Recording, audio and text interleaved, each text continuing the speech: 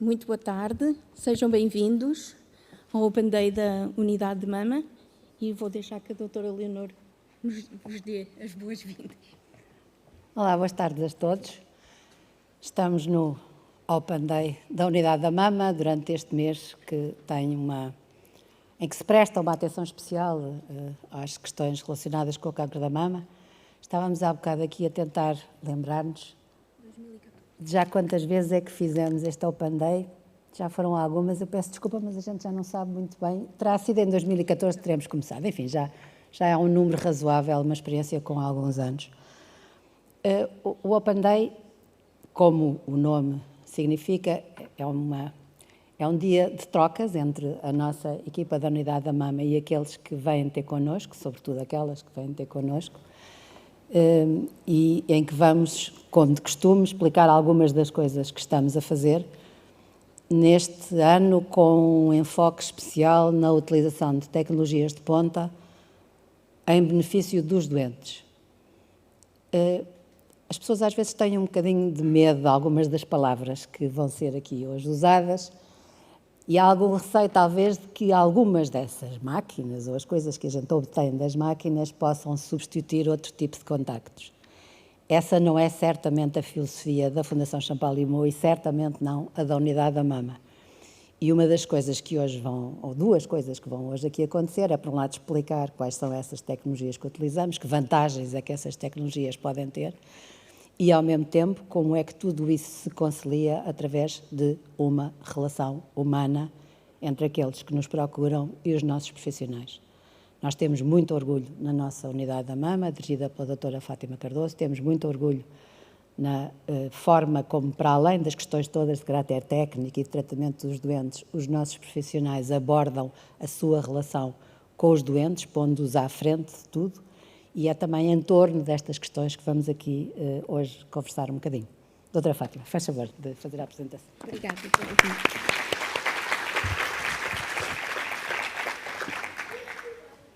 Muito obrigado pelas suas palavras e obrigada a todos por estarem aqui. Então, eu vou começar só por fazer uma pequenina introdução, começar, se calhar, a desmistificar um pouco as tais palavras que a doutora Leonor falou e escolhemos este tema para o Open Day deste ano porque, como sabem, é algo que se tornou cada vez mais frequente nas discussões, mesmo nas aplicações da inteligência artificial em muitas áreas da nossa vida. Então, hoje vamos nos focar nas aplicações da inteligência artificial em oncologia e, muito em particular, no cancro da mama. Então, só alguns tópicos que eu gostava de vos relembrar. Eu acho que toda a gente já ouviu falar que a medicina hoje em dia é uma medicina baseada na evidência.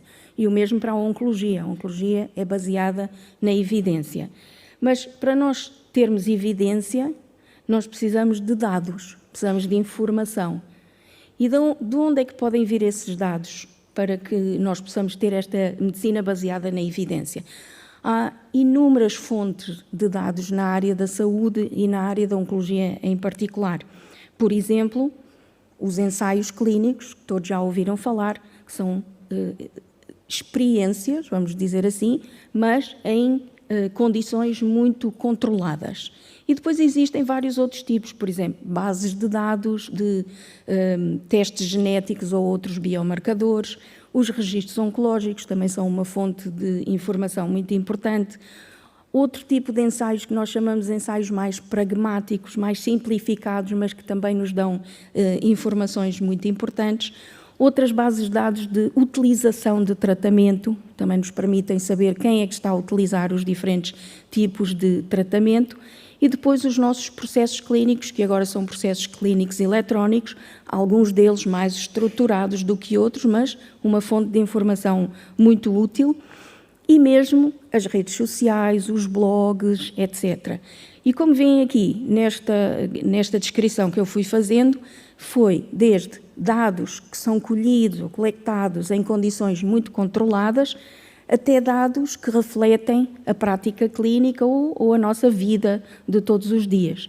Uns são mais estruturados, outros menos estruturados, em texto livre, e isso complica um pouco a recolha da informação importante. É claro que o maior nível de evidência vem dos ensaios clínicos, mas cada vez mais nós compreendemos que a evidência que nós necessitamos para tomar decisões não pode vir exclusivamente dos ensaios clínicos. Nós precisamos de outro tipo de evidência. Algumas outras informações. 80% da informação médica é não estruturada. O que é que quer isto dizer? É texto livre. Nós escrevemos e como é que vamos colher esses dados e interpretar esses dados que são muito subjetivos? Em 2020, os dados médicos duplicavam em cada 73 dias. Hoje já deve ser ainda mais. E assim, cada doente oncológico, em cada dia, produz cerca de 1 terabyte de dados. Estão a ver a quantidade de dados que nós vamos produzindo. A maioria deles não os utilizamos. Está descrito que nós utilizamos menos de 0,5% dos dados que produzimos. Então é muito ineficaz. Por outro lado, nós também temos uma limitação, nós seres humanos, que o nosso cérebro não é capaz de processar grandes quantidades de informação. Então, por que é que nós precisamos da inteligência artificial? Nós temos, vamos dizer, duas possibilidades de processar informação hoje em dia. Temos nós, ser humano, nós conseguimos só absorver quantidades limitadas de dados, somos sujeitos ao cansaço físico e mental e podemos cometer erros. Por outro lado, já há muito tempo que nós temos os nossos amigos computadores, não é? Ou a tecnologia tradicional. Qual é que é o problema dos computadores? Eles não são capazes de entender a ambiguidade. O que é isto da ambiguidade? É o talvez. Eles entendem sim e não. O talvez é uma coisa que não conseguem compreender. Por outro lado, eles são programados, são rígidos e não conseguem aprender. E também não interagem connosco de forma natural. Então, o que é que vem a inteligência artificial fazer? Consegue entender esta ambiguidade, consegue lidar com informação não estruturada e consegue interagir connosco. Já todos sabem, a Cortana e a Siri, vocês falam com elas como se fossem uma pessoa, não é? Interagem de forma natural. E, por outro lado, a inteligência artificial tem a capacidade de aprender com o exemplo ou com a prática. Um pouco como nós, que vamos aprendendo na escola também através do exemplo e da prática. E tem a capacidade de aprender e adaptar-se à medida que vai processando nova informação. Então, eu fui perguntar à inteligência artificial o que é que ela acha que é a inteligência artificial. Que assim, pelo menos temos a definição da parte da inteligência artificial. Então, o que é que o ChatGPT diz que é a inteligência artificial? Diz que é o desenvolvimento de programas de computador e algoritmos que permitem às máquinas executar tarefas que normalmente requerem inteligência humana. Por exemplo, reconhecer padrões, tomar decisões, resolver problemas e aprender. Esta é a grande diferença entre computadores tradicionais e inteligência artificial, é a capacidade de aprender e de se adaptar. Depois eles complicam um bocadinho mais, vêm aqui dizer algumas das abordagens que vocês vão ouvir um bocadinho nas apresentações e, essencialmente, aquilo que assusta um bocadinho é aquilo que está ali escrito no final daquele parágrafo, que é dizer criar sistemas inteligentes capazes de adaptar e aprender por si próprios sem intervenção humana. E aí começa toda a gente a ficar com medo que eles depois ganhem vida própria e comecem a fazer algumas coisas que nós não queremos que eles façam. Isso também acontece com o ser humano, vocês sabem, não é? Não conseguimos controlá-lo. Mas penso que por isso é que há muito a aprender entre as vantagens e desvantagens da aplicação da inteligência artificial. Mas hoje em dia vamos dizer que é um caminho que já começou e não há como voltar para trás nas várias áreas da sociedade, incluindo a saúde. Quais são, em termos da aplicação da inteligência artificial, agora falando para nós na oncologia, quais são as várias vantagens? Nós podemos aplicar e estudar cada doente individualmente. Vamos lembrar aquilo que eu disse inicialmente dos ensaios clínicos. O que é que nós fazemos nos ensaios clínicos? Estudamos um grupo de doentes. que têm características semelhantes, mas é uma população. E vamos chegar a uma conclusão que este tratamento é melhor neste grupo de doentes em média, mas não sabemos para aquele doente individualmente. Aqui é diferente, nós podemos começar a olhar para o doente individualmente. E cada doente está sempre ligado aos outros todos, de tal forma que nós podemos criar diferentes grupos ou subgrupos de doentes e segui-los e ver o que é que acontece consoante os tratamentos que implementamos. Na verdade, é como se cada doente fosse ele próprio um ensaio clínico, mas isto vai nos permitir melhorar aquilo que nós sempre quisemos fazer, e já falámos noutros Open Day, que é a medicina individualizada, personalizada. Portanto, temos que olhar para isto como mais uma ferramenta que nos permitirá alcançar esse objetivo de uma medicina mais personalizada. Depois, em princípio, levará também a uma redução nos custos da investigação. Serão só vantagens? Não, há alguns desafios e algumas dificuldades, nem todas estão aqui descritas no slide que eu tenho, mas há uma possibilidade e um receio que esta tecnologia não vai estar disponível para todos os doentes em todos os países e que vai, de certa forma, aumentar as desigualdades que já existem. Isso é uma possibilidade, não podemos esquecer e devemos combater para que isso não aconteça. Também existem vários desafios éticos. Até onde é que nós podemos partilhar e utilizar os dados de cada pessoa individualmente sem ultrapassar os limites da proteção e da confidencialidade. E, como sabem, cada país tem as suas leis, às vezes até cada região, cada hospital. Então, a partilha de dados entre instituições e entre países é muito complexa, a nível logístico, mas também a nível legal. E temos sempre que ter esta segurança, seja onde for que vamos pôr estes dados, temos que ter a segurança de que não serão utilizados por pessoas ou entidades que não queremos. E cada doente tem direito a dizer, mas eu não quero que os meus dados estejam nesse sistema. E nós temos que construir o sistema dessa forma. Estes são alguns dos desafios.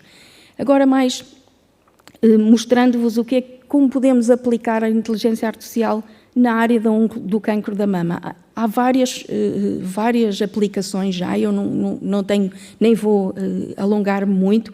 Vou dizer só 2 nomes que estão em inglês, porque eu não consegui arranjar a tradução em português, nem com o ChatGPT, que respondeu-me, isso não existe em português, que se chama Pathomics e Radiomics. O que é Pathomics? É a utilização da inteligência artificial na anatomia patológica. Okay? E Radiomics é na radiologia. Okay? Estas são aquelas que estão mais avançadas. E depois, cada vez mais, e nós hoje vamos falar disso, a utilização da inteligência artificial para selecionar o melhor tratamento e também para serem novas formas de administrar tratamento. Então, a Pathomics, como é que eu posso explicar? Eu fui buscar aqui um exemplo, todos se vão rir, mas foi publicado um estudo que mostrou que os pombos podem substituir os patologistas. Então, mas é verdade. E olhem que aquela publicação ali é uma das mais importantes na área da oncologia. Porquê? Porque os pombos são capazes de ser treinados a identificar padrões e conseguiram ser treinados para identificar o que era normal e o que era maligno. Okay? Ora, baseado no que aconteceu neste treino dos pombos, depois complicaram um bocadinho mais e desenvolveram este tipo de networks nos computadores. Portanto, o que se passou no cérebro dos pombos que lhes permite identificar padrões foi depois transportado para os algoritmos a desenvolver na inteligência artificial, mais uma vez, para detectar padrões e ser capaz de fazer diagnóstico assim. É um exemplo. Um exemplo da aplicação da inteligência artificial. Depois, existe uma outra coisa que é utilizar essa quantidade enorme de dados e utilizar algo que se chama análise preditiva ou prescritiva, ou seja, vamos ver qual será a melhor sequência do tratamento para o doente individualmente ou o melhor tratamento para um doente com aquelas características. Como é que vamos fazer isso? Num ensaio clínico, vocês veem ali à esquerda, nós temos um ponto de decisão, que é o ensaio vai decidir se um doente é tratado de uma maneira ou de outra. Não é? É só um ponto de decisão. Mas na nossa vida e na nossa prática clínica, nós temos vários pontos de decisão. E há muitos fatores que nos ajudam a tomar essas diferentes decisões e sequências de decisão. Então, hoje em dia, uma das coisas que nós gostaríamos de fazer, faz parte de um projeto que temos para a unidade que ainda não está em funcionamento, mas que eu não perdi a esperança de um dia ficar, é criar uma biblioteca de doentes digitais. Então, nós teremos uma biblioteca de tipos de doentes com cancro da mama que foram tratados de forma diferente e quando nos aparece um doente, podemos ir procurar os doentes com as mesmas características e ver se tratarmos desta forma é o que vai acontecer, se tratarmos de outra forma é o que vai acontecer e juntos tomar uma decisão em conjunto, informada, sobre qual será o melhor tratamento para aquela pessoa individualmente. E depois temos os exemplos de administração de tratamento, que vai ser muito do que vão ver hoje, aplicada à cirurgia mamária. Eu só vou mostrar uma imagem só para aguçar o que vem aí e que vocês vão ver em pormenor. Então, o objetivo do Open Day hoje é mostrar-vos um bocadinho estes projetos que estão em curso e que têm a capacidade de mudar muito radicalmente como nós tratamos o cancro da mama num futuro muito próximo. Isto não é para daqui a 10 anos, é muito provavelmente nos próximos 5 anos que irá mudar. Mas queria terminar com a mesma mensagem que a doutora Leonor deixou. Seja o que for que nós possamos aumentar na complexidade dos nossos tratamentos e da forma como abordamos a doença, o que está no meio será sempre, para nós, o doente. E, independentemente das melhores máquinas e da melhor inteligência artificial que tivermos, quem vai cuidar de vós é a nossa equipa e fará sempre com a melhor inteligência emocional possível para vos fazer sentir o melhor possível em alguns períodos que são períodos bem difíceis da vossa vida. Então, agradeço muito por estarem aqui. E vamos começar a explicar-vos o que fazemos e o que vamos fazer ainda melhor no futuro. Obrigada.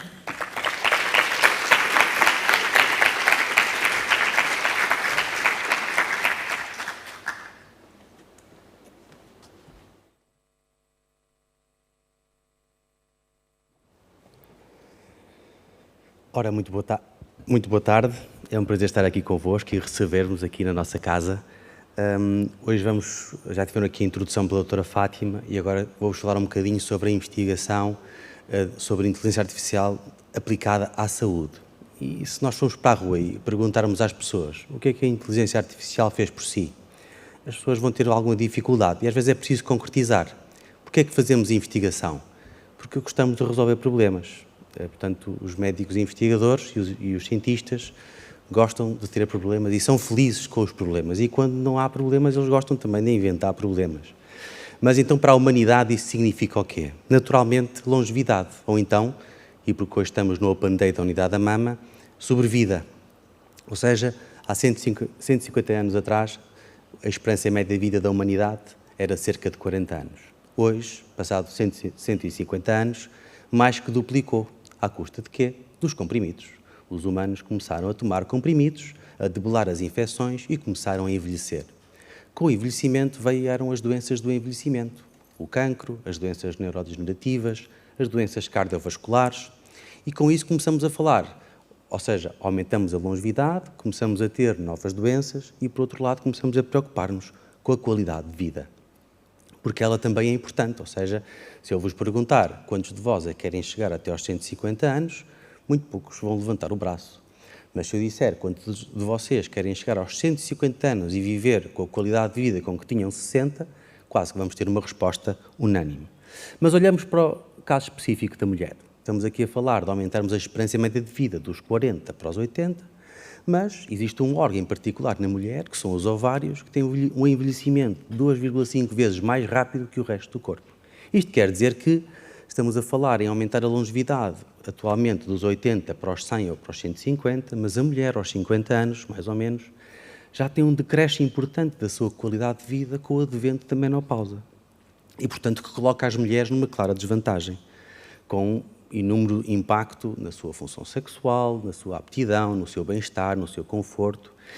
E, por outro lado, há um subfinanciamento em todo o mundo no que respeita às doenças da mulher. Portanto, historicamente, gasta-se mais dinheiro a investigar tratamentos para as doenças do homem comparativamente ao dinheiro que se gasta a fazer a mesma coisa, mas para as mulheres. O exemplo da doença cardiovascular nos Estados Unidos é o assassino número 1 das mulheres. Mas depois, vamos ver os estudos clínicos associados a esta patologia, só 1/3 dos doentes recrutados é que são mulheres. E o cancro da mama, sobretudo depois de 2020, passou a ser a principal forma de cancro na humanidade. Antes nós dizíamos que era na mulher e passou a ser na humanidade, seguido do pulmão e do cancro coloretal. Vamos ver o AVC. O AVC mata por hora 3 portugueses. Um morre e 50% dos sobreviventes ficam com algum tipo de disability que os impossibilita ter uma vida normal, sendo que 80% do AVC são causas que podem ser tratadas, como a hipertensão, a obesidade ou o colesterol. Eu estou aqui a linkar alguns problemas que são aqueles que nos impedem de ter maior qualidade de vida ou até aumentar a nossa longevidade. As diabetes, que é uma condição diária e que os sistemas nacionais de saúde tratam como se fosse algo episódico. E não é um problema de inovação, porque de facto já temos muita tecnologia. Nós não temos conseguido fazer uma implementação dessa tecnologia tão rápida quanto ela aparece no dia-a-dia da vida dos doentes, da vida dos médicos. Portanto, temos essencialmente um problema humano. E é importante verificar quais são os drivers para a saúde. 20% é o código genético, 22% é o código postal, 37% é o comportamento e 15% a interação entre estes três anteriores. Apenas 6% o acesso a cuidados de saúde. Agora vamos ver para onde é que vai o dinheiro.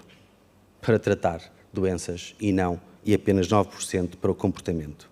Portanto, isto não é sustentável. Nós temos que mudar, temos que evoluir.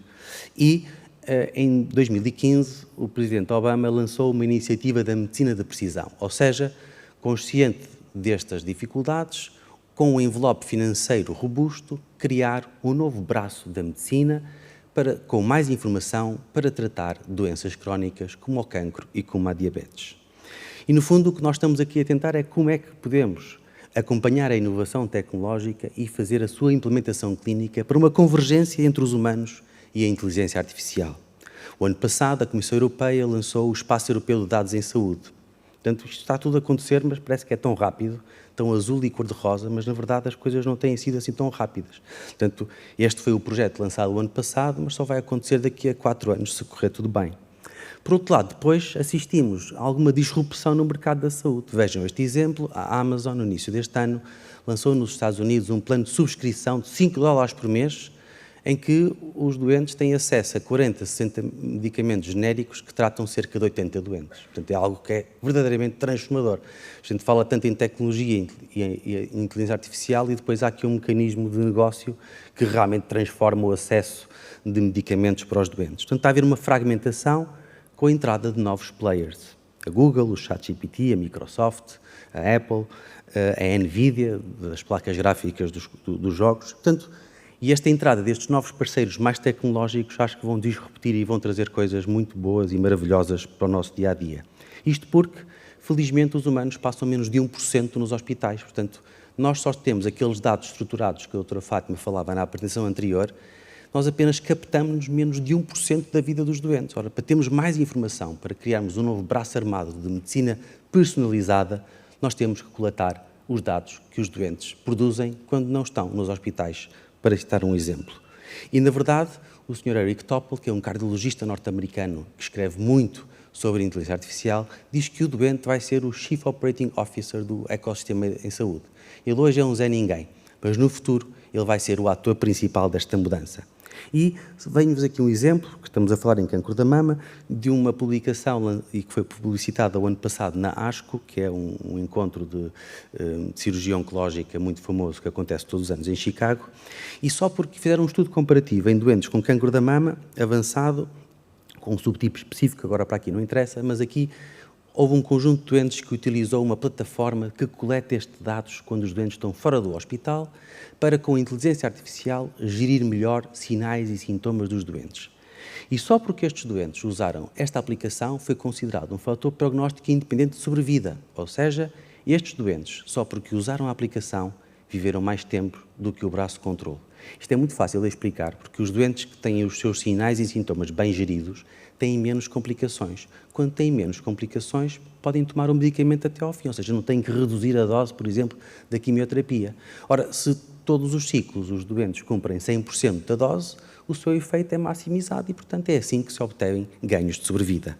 E, portanto, o que nós queremos passar é de um hospital físico, tradicional, convencional, onde temos os nossos doentes internados, para um mundo digital onde temos doentes digitais. Hoje fala-se muito sobre a monitorização remota, que vai transformar a saúde. Não vai nada, nós já temos alguma dificuldade nos hospitais públicos, essencialmente, em vigiar os doentes que estão internados, quanto mais aqueles, multiplicar por 100 todos aqueles que estão em casa, porque a monitorização remota implica que algum humano esteja do lado de cá a observar. Portanto, nós precisamos de sistemas inteligentes e de mais investigação para fazer este salto.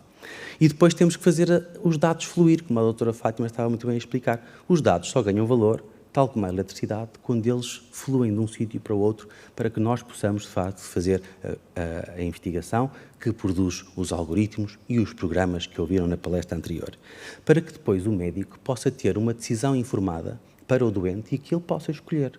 Olha, eu tenho o cancro A, ou B ou C e eu quero viver mais tempo e aceito ter menos qualidade de vida. Ou então, para mim é mais importante ter mais qualidade de vida, ainda que isso signifique viver menos tempo. E acho que todos nós devemos ter essa opção para dar e para oferecer, para que do lado de lá possam cada um dos doentes ter o melhor consentimento para aquilo que são as decisões importantes para as suas vidas.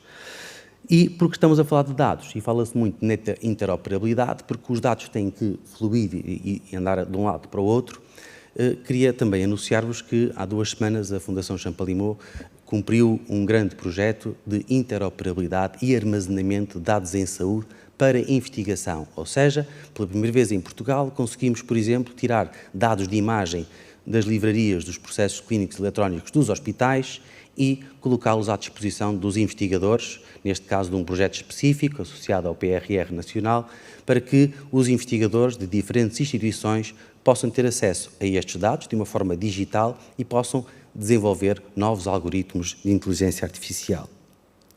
Também a Fundação lançou há pouco tempo o projeto do Warehouse, que é o primeiro Instituto Global de Terapia Digital em Medicina, para criar, de facto, um novo braço armado para a medicina.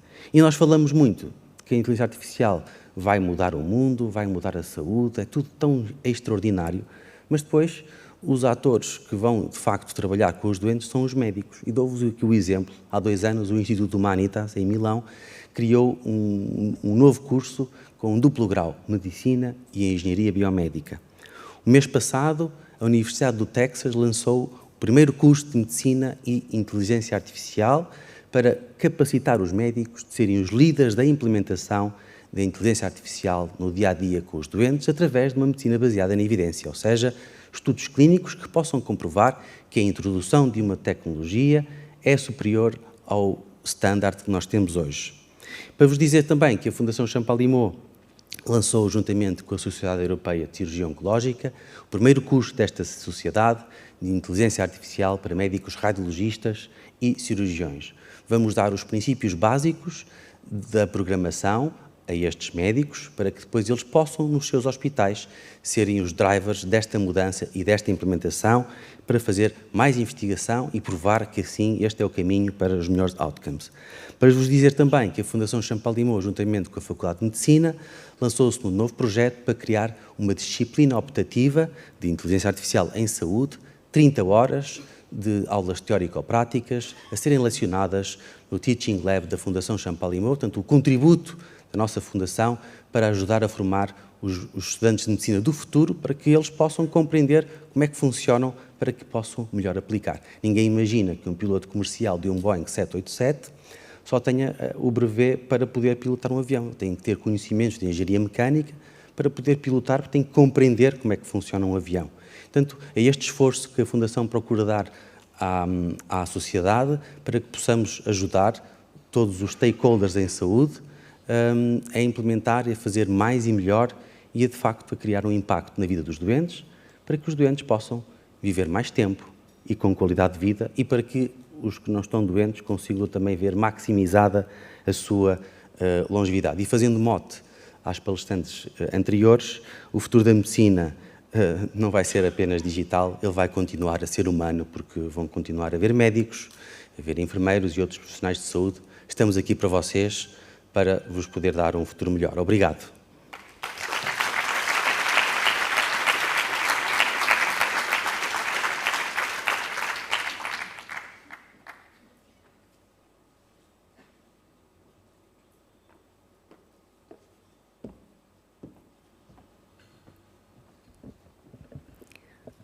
Boa tarde.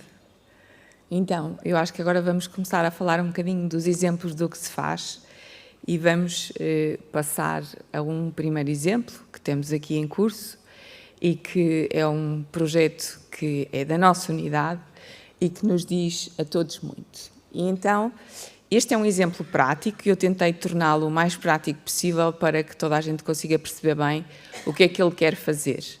Pronto. Então, esta frase diz: imagine que poderia mostrar aos seus doentes, às suas doentes, neste caso são mulheres a maior parte, e este projeto é um projeto que se centra muito na parte feminina, não excluímos os homens, mas para já não estão incluídos, que poderia mostrar qual é o resultado estético da cirurgia que vão fazer antes de a fazer.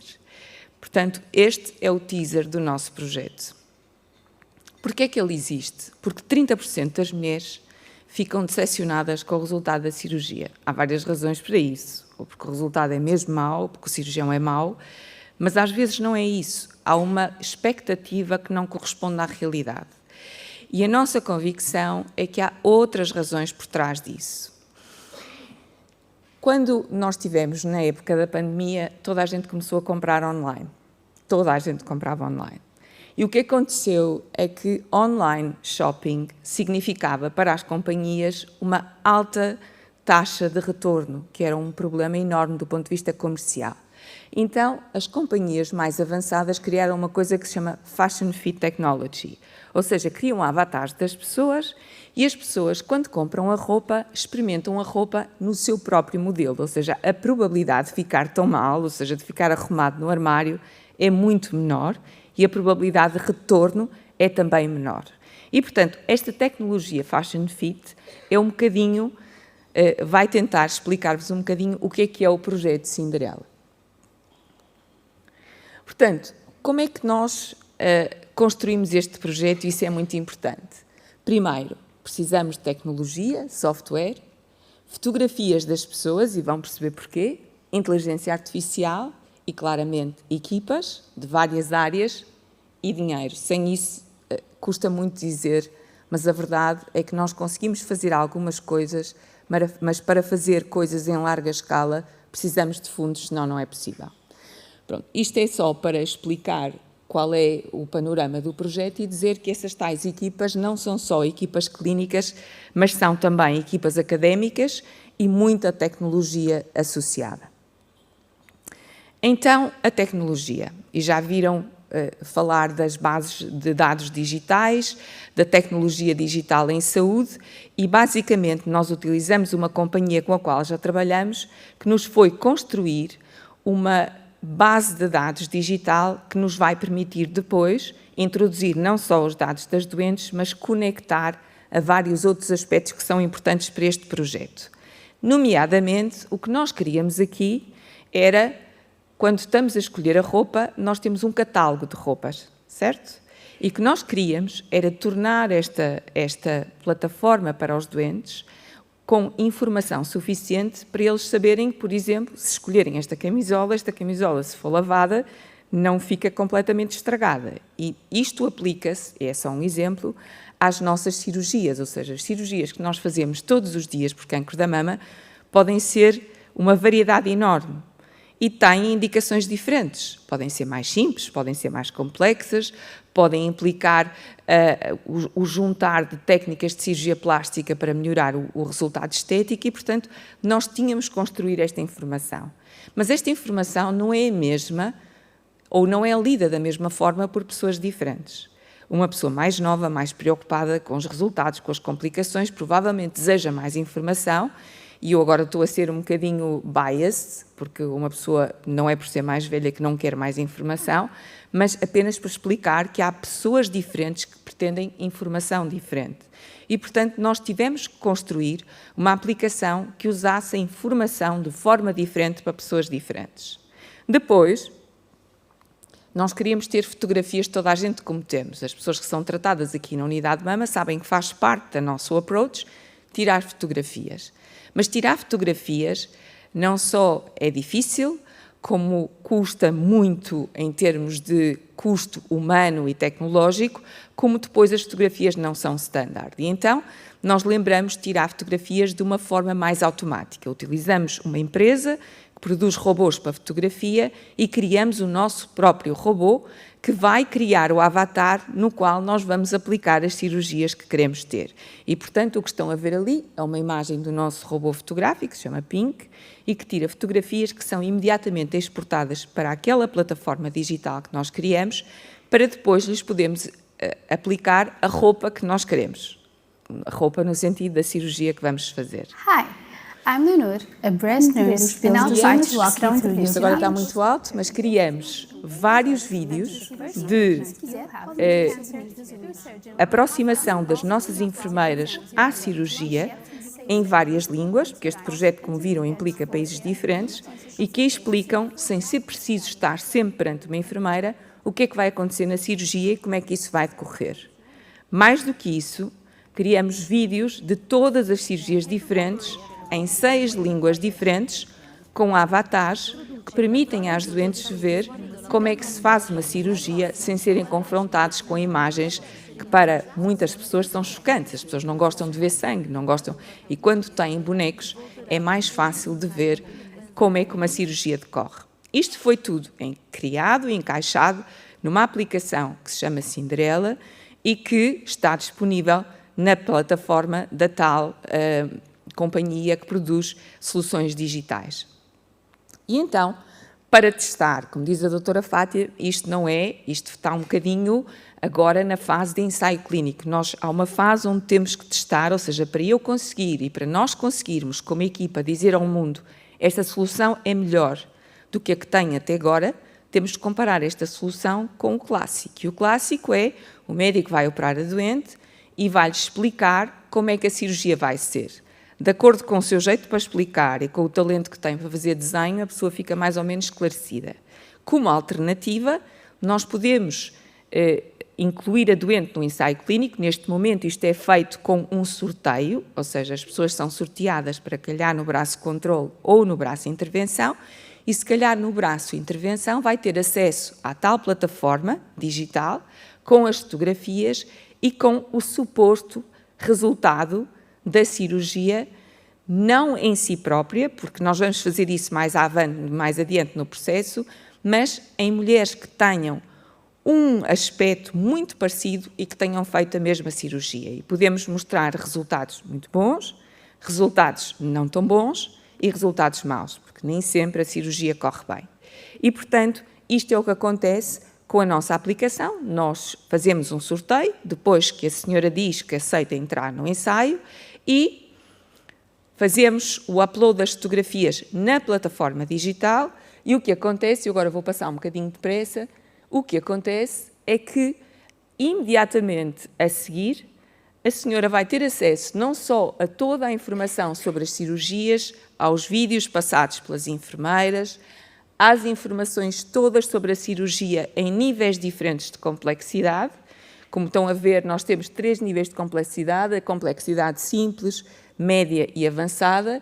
Temos também as questões frequentes em 6 línguas e temos, depois disso, o acesso das doentes às fotografias que mais se adequam ao caso que nós achamos que, ou à cirurgia que a doente acabou por escolher e que mais se adequa às imagens finais que são compatíveis. As doentes podem ver estas fotografias em casa, podem discutir, isto é obviamente tudo anonimizado e no contexto de ensaio clínico, e podem ajudar a escolher a melhor cirurgia que se adequa a si. Uma coisa muito interessante é que isto já está em 6 línguas. Mas agora, se nós quisermos, como a doutora Fátima disse, nós temos a heterogeneidade dos dados e a incapacidade de algumas instituições terem acesso à mesma tecnologia. O que se pretende aqui é, daqui a 4 anos, 3 anos, quando o projeto acabar, nós podemos expandir isto para o mundo inteiro, mas nós só temos isto em 6 línguas. Então, como é que nós vamos fazer isto? Vamos ter que procurar mais fundos e vamos utilizar estas ferramentas novas, como o ChatGPT, como muitos outros, que têm agora tecnologias adaptadas à saúde para tradução de ferramentas digitais, para conseguir pôr isto em todas as línguas que nós quisermos. Isto só é possível fazer com a nossa equipa e eu só vos dei o exemplo. Nós já começamos o ensaio clínico aqui na Alemanha e em Itália. Infelizmente não começamos em Israel pelas razões que conseguem perceber, mas queria-vos deixar com o filme do Cinderela para, acho que perceberem melhor um bocadinho o que é que o ensaio é, porque acho que o filme fala por si próprio.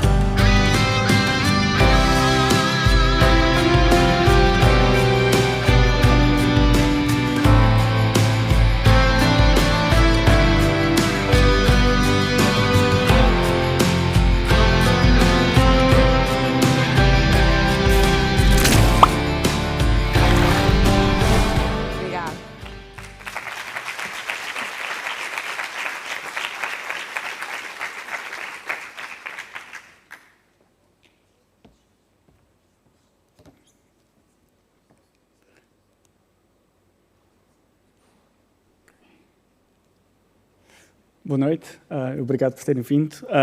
O meu nome é Tiago Marques e eu venho apresentar um outro projeto de investigação que está a ser aqui desenvolvido na Fundação Champalimaud, que também usa inteligência artificial e outras tecnologias digitais. Só para dar um pouco de contexto, como muitos de vocês sabem, a cirurgia de cancro de mama oferece muitos desafios. Neste momento é a forma de cancro mais comum no mundo, com mais de 2 milhões de pacientes diagnosticadas todos os anos. Uma em cada 8 mulheres poderá vir a ser diagnosticada durante a sua vida com cancro de mama e o tratamento requer cirurgia. Dentro do tratamento há 2 modalidades principais, a mastectomia, que é uma intervenção drástica e que corresponde à remoção completa de uma das mamas, e o tratamento preferencial, quando possível, é usado, é a cirurgia conservadora. No entanto, tem alguns detalhes.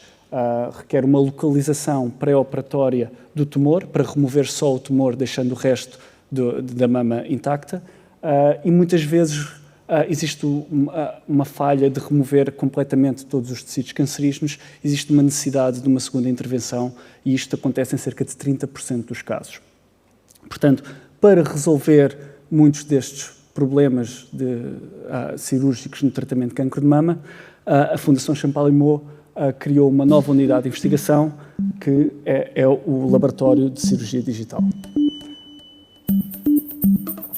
Portanto, o Laboratório de Cirurgia Digital foi criado este ano, aliás, no final do ano passado, e neste momento conta já com mais de 10 membros que têm, no fundo, competências muito variadas, desde a cirurgia, portanto, uma equipa clínica, mas também engenheiros, físicos, biomédicos, de ciências da computação, software developers, e o objetivo do Laboratório de Cirurgia Digital é precisamente melhorar o tratamento de cancro de mama usando estas novas tecnologias digitais como a inteligência artificial e a realidade extensível. Exatamente em que é que o Laboratório de Cirurgia Digital trabalha? Portanto, como eu já disse, há muitas ineficiências no tratamento de cancro de mama. Após o diagnóstico, uma paciente de cancro de mama faz uma imagem médica de ressonância magnética e é muito importante notar que esta posição em que esta imagem é obtida é muito diferente durante a cirurgia. E depois há uma equipa clínica que, com base nestas imagens, e são imagens 2D, que não captam toda a complexidade de uma estrutura que, no fundo, é tridimensional, além de estarem numa posição diferente, portanto, esta equipa cirúrgica vai depois decidir qual a forma de tratamento. E muitas vezes a tomada de decisão não é ótima, precisamente pelas limitações de visualização, o que pode levar a um planeamento que não é ideal.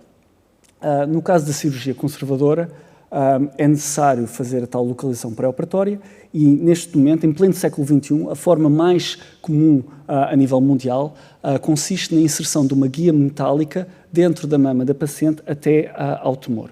Este é um método que é invasivo, é extremamente desconfortável e também é impreciso, porque depois, durante a cirurgia, um cirurgião vai usar essa guia metálica para identificar e extrair o tumor. E, como eu já disse, isto leva a que muitas vezes seja necessário fazer uma segunda cirurgia, cerca de 30% dos casos, para remover completamente o tecido cancerígeno.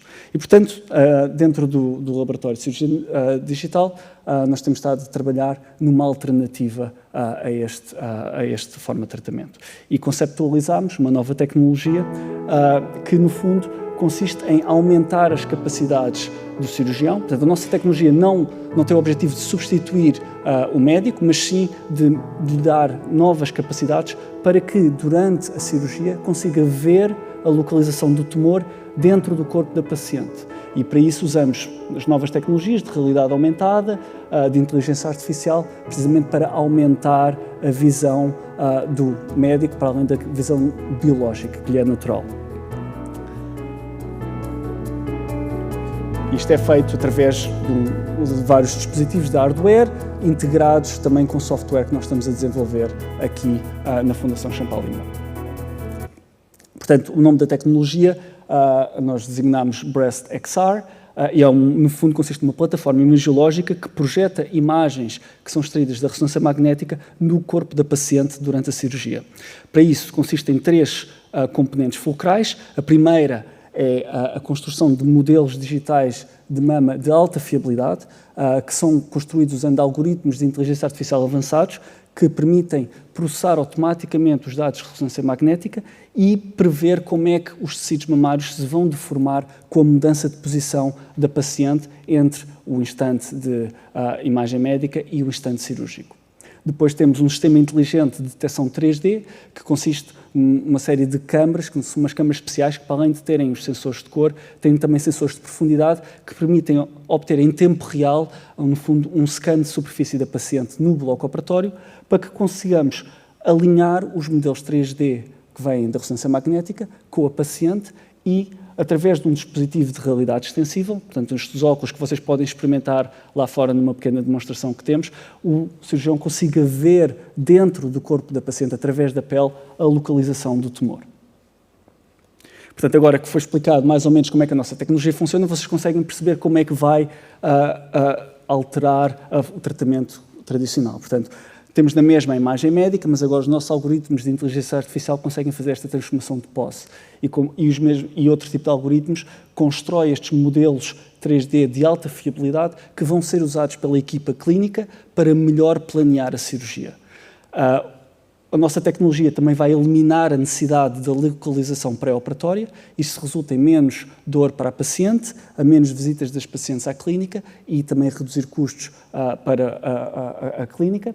e, durante a cirurgia, vai aumentar as capacidades do cirurgião, permitindo-lhe ver através da pele da paciente e localizar o tumor de uma forma mais precisa, eliminando a necessidade de uma segunda cirurgia. Portanto, já temos estado a trabalhar ao longo do último ano em todos os módulos da nossa tecnologia. Uma parte fundamental é um estudo clínico, chamado Breast 4.0, que começou em fevereiro deste ano. Já recrutámos mais de 100 das 400 pacientes que tencionamos recrutar ao longo dos próximos anos.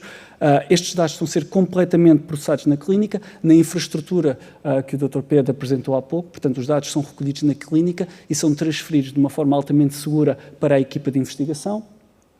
Estes dados consistem em diferentes sequências de ressonância magnética da paciente em diferentes posições e numa nova modalidade, que é precisamente o tal scan de superfície feito com este sistema avançado de câmaras. E, portanto, estamos a usar estes dados para treinar e desenvolver os nossos algoritmos que vão ser usados na tecnologia. Também estamos a desenvolver algoritmos de inteligência artificial para acelerar o processo de aquisição de imagem médica. Isto, no fundo, vai resultar no maior conforto para a paciente, porque é menos tempo que passa dentro dos scans de ressonância magnética e também reduzir custos para a clínica.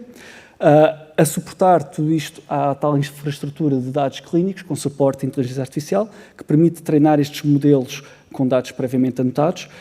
Vai permitir também radiologistas corrigirem a performance dos modelos, portanto, temos sempre aqui a interação entre a inteligência artificial e a equipa clínica, e esta nossa infraestrutura está integrada com software clínico já existente. Não estamos a criar algo completamente novo que, no fundo, seria difícil de depois passar para a clínica. Estamos a usar o que já existe e adaptá-lo e a torná-lo melhor.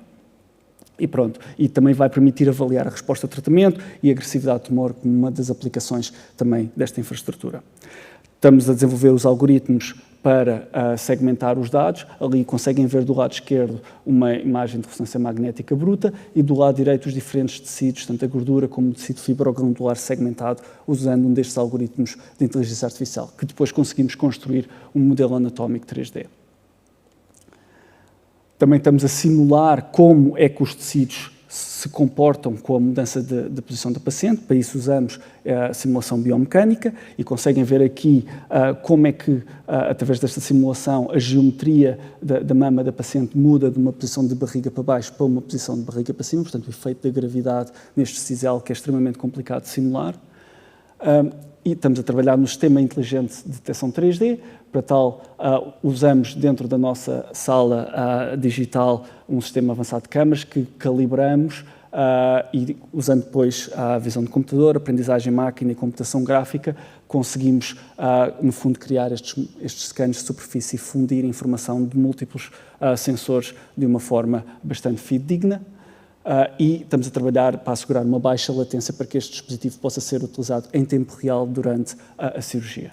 Aqui temos um pequeno vídeo de uma versão mais protótipo deste dispositivo, com as duas câmaras. Isto é um simulador médico que nós usamos para testar a nossa tecnologia antes de estar em pacientes. Ali temos duas destas câmaras e conseguem ver no computador a imagem em tempo real adquirida. Isto não é uma imagem normal, isto é uma imagem que contém informação de profundidade. E conseguem ver que conseguimos manusear a imagem e obter, portanto, a perspectiva da imagem de diferentes ângulos. Estamos a trabalhar também na interface de realidade extensível. Isto é uma interface que vai ter em conta a visão do cirurgião e vai mostrar os conteúdos de uma forma a que se consigam misturar da forma mais natural possível com a sua visão biológica. E estamos a trabalhar em duas aplicações distintas, portanto, tanto na localização do tumor para a cirurgia conservadora de cancro da mama, mas também para a visualização de vasos abdominais por um tipo de cirurgia reconstrutiva que é muito utilizada. E aqui conseguem ver uma pequena demonstração da nossa tecnologia em funcionamento, vê ali na mesma o mesmo simulador médico e estão a ver a perspectiva da Rafaela, que é a nossa aluna de doutoramento, que está a usar estes óculos de realidade aumentada e conseguem ver, portanto, os dados radiológicos alinhados com a paciente. Aqui neste caso o tumor saiu e isto permite ao médico ter maior informação da geometria e da estrutura do tumor, mas depois conseguimos voltar a colocar o tumor dentro do corpo, neste caso do simulador. entrou lá dentro, e depois também conseguimos ver a outra aplicação, que é o caso da visualização dos vasos sanguíneos para a outra cirurgia. Portanto, aqui temos a região abdominal e vem ali a verde uns pequenos fios, que são os vasos capilares, que é importante os cirurgiões saberem onde é que estão, para quando forem remover esta parte do abdômen, para, no fundo, fazerem a cirurgia reconstrutiva, saberem exatamente onde é que estão e consigam dissecar minuciosamente. Se vocês quiserem, vocês poderão testar isto vocês mesmos ali fora na nossa demonstração. Isto não é ficção científica, nós já estamos a trabalhar nesta tecnologia há vários anos. Este ano foi, de facto, o ano em que a tecnologia viu um maior avanço. Nós estamos a trabalhar para ter uma versão alfa da tecnologia até ao final deste ano. E, ao mesmo tempo, o nosso objetivo é fazer a aplicação da primeira patente. Durante o próximo ano, temos um objetivo de criar uma spin-off, uma startup, para, no fundo, trabalhar paralelamente com o laboratório de investigação, mas para depois desenvolver toda a parte mais comercial da tecnologia. E o nosso objetivo principal é começar os primeiros testes em pacientes já em 2025. Este projeto está a ser financiado com um PRR, que, no fundo, está a suportar o desenvolvimento da tecnologia nesta primeira fase de protótipo. O nosso objetivo depois é, consequentemente, passar para um desenho de um produto, para fazer um produto final que possa ser usado não só aqui, mas também noutras unidades clínicas em todo o mundo, e, eventualmente, passar para um estudo multicêntrico para que seja validado noutros locais, para que seja aprovado tanto na Europa como nos Estados Unidos e, eventualmente, comercializado dentro dos próximos 5 anos. Portanto, é o nosso objetivo. E, pronto, para perceber um pouco como é que a tecnologia funciona, fizemos um pequeno vídeo promocional e deixo-vos agora com o vídeo.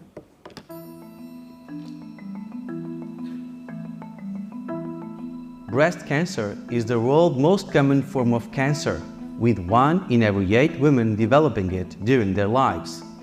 But there are many problems with current treatment workflows.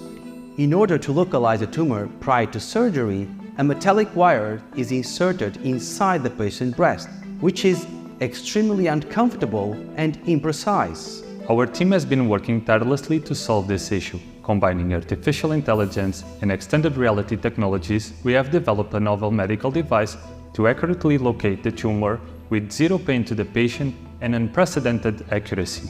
We developed advanced AI algorithms that process medical imaging data, allowing us to build high-fidelity, personalized 3D digital breast models. These models contain precise information about tumor location and size and can simulate how tissues move as the patient changes position. In the operating room, our intelligent 3D sensing system will recognize the position of the patient and detect the surface of the skin. Then the 3D digital models will be aligned with the patient and displayed to the surgeons in an extended reality headset with a perceptually optimized interface.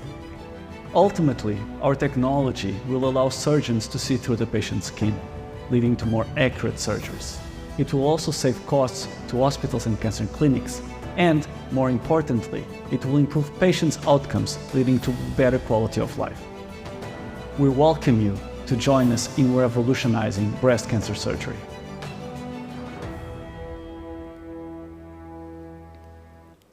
Portanto, só no fundo para ficarem com a ideia, o que é que nós estamos a desenvolver. Portanto, estamos a desenvolver uma nova tecnologia, cujo objetivo não é substituir os cirurgiões, os radiologistas, mas sim aumentar a sua produtividade e dar-lhes novas ferramentas de visualização, enquanto reduzimos os custos para os centros clínicos e hospitais e melhoramos os processos clínicos e o objetivo principal é, sem dúvida, melhorar os resultados cirúrgicos e a qualidade de vida das pacientes. Pronto, este é um projeto que tem muitos desafios e não seria possível sem uma equipa multidisciplinar e, como eu já disse no princípio, temos na nossa equipa, no fundo, pessoas com competências muito variadas, desde a engenharia física, engenharia biomédica, ciências da computação, engenharia mecânica, software developers, cirurgiões, radiologistas e, portanto, achamos que temos a equipa ideal para resolver os problemas que estamos a enfrentar. E, obviamente, este projeto não seria possível sem o apoio da Unidade de Mama, da Fundação Champalimau, particularmente da doutora Fátima Cardoso e da professora doutora Maria João Cardoso, e, obviamente, também da Fundação Champalimau, da direção da Fundação Champalimau, da doutora Leonor Beleza e do Dr. João Silveira Botelho, e da equipa de pós-award, que nos ajudou a reunir o financiamento, e do Alexandre, que ajudou-nos com todas as partes de audiovisuais. E, pronto, e o financiamento. E obrigado pela vossa atenção.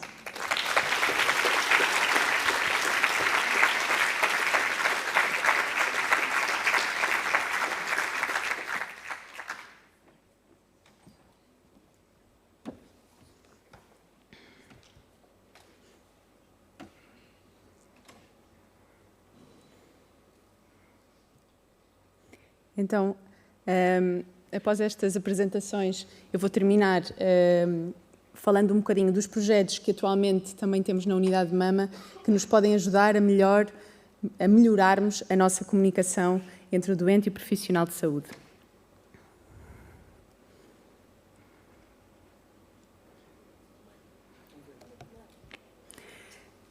E acho que nos ajuda muito a compreender como é que a inteligência artificial nos vai poder ajudar nesta relação se olharmos um bocadinho para trás e para a perspectiva histórica de como é que a relação médico-doente tem vindo a evoluir. E é interessante ver que esta, obviamente, é uma relação histórica, o médico e a sua interação com o doente, e temos relatos que remontam à antiguidade em relação a esta relação, a esta interação, e o médico era muito visto, a atuação médica, como algo ligado à magia ou à religião, e a verdade é que, à medida que começámos a evoluir no tempo, também fomos vendo que esta relação foi evoluindo e começámos a ter relatos na literatura relativamente à mesma. Mas quando começamos a ler sobre como é que é esta relação entre o médico, entre o doente e o profissional de saúde, vemos que é uma relação bastante vista do ponto de vista do médico. Este livro, A Morte de Ivan Ilitch, do Leo Tolstói, eu acho que é um livro que relata muito bem a perspectiva de uma pessoa que está doente e de como ela vê o médico na interação com ele mesmo, ou seja, uma interação que nós sabemos que coloca muito o médico no centro da decisão, em que a opinião do doente é muitas vezes desconhecida ou não é minimamente valorizada, onde a medicina é baseada na iminência, na pessoa que decide, na pessoa que tem o controle, neste caso no médico, e é uma relação que é tendencialmente muito paternalista, e isto vemos principalmente nos países mais mediterrâneos, não é? Como em Portugal, em que o médico diz muito, eu sei o que é melhor para si, e o doente diz, eu faço o que o doutor disser, estou nas suas mãos. Ou uma relação que vemos mais, talvez nos países do norte da Europa, uma relação que é meramente informativa, eu dou-lhe a informação e é esta a minha função. E a verdade é que nós sabemos que esta relação entre o médico e o doente ficou praticamente inalterada por mais de 2,5 milénios.